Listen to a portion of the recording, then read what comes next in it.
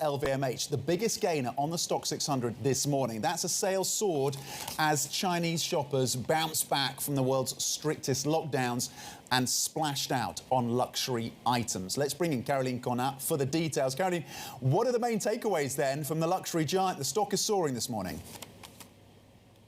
It is hard to believe how they can actually keep this pace, but yes, it is another beat for LVMH, the world's largest luxury group, plus 18% in organic sales in the first quarter. That is twice expectations, and this is mainly due to the rebound in China since the reopening in the first quarter. They had double-digit growth in China, very strong demand during the Lunar Year holidays in China, and very strong demand for the leather and fashion goods division, that is of course Vuitton and Christian Dior.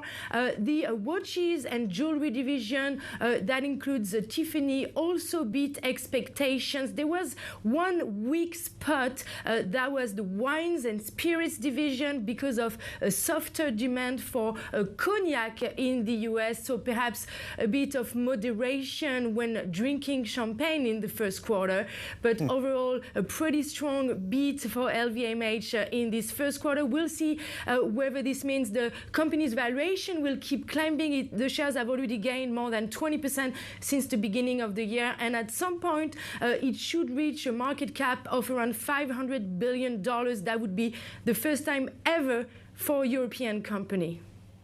Wow, $500 billion. And look, you flagged the question and you posed the question as whether or not this can be sustained. What are the challenges then facing this company?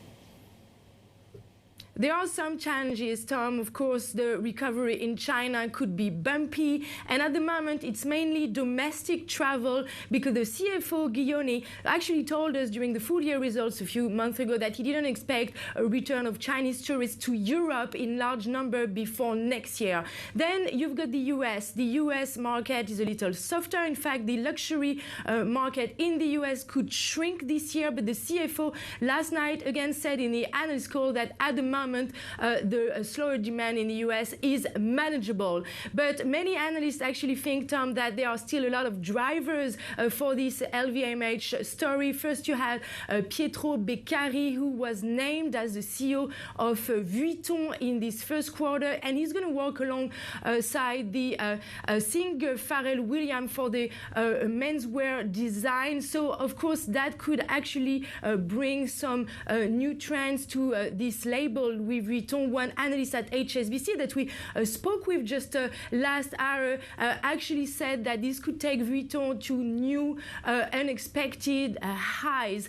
So this is of course a renewal of the brand Vuitton that only had about 3 CEOs in the last 3 decades. And then another driver over the next quarter could also be the reopening of the Tiffany store on New York's Fifth Avenue. That store actually represented about 10% of Tiffany's overall global sales.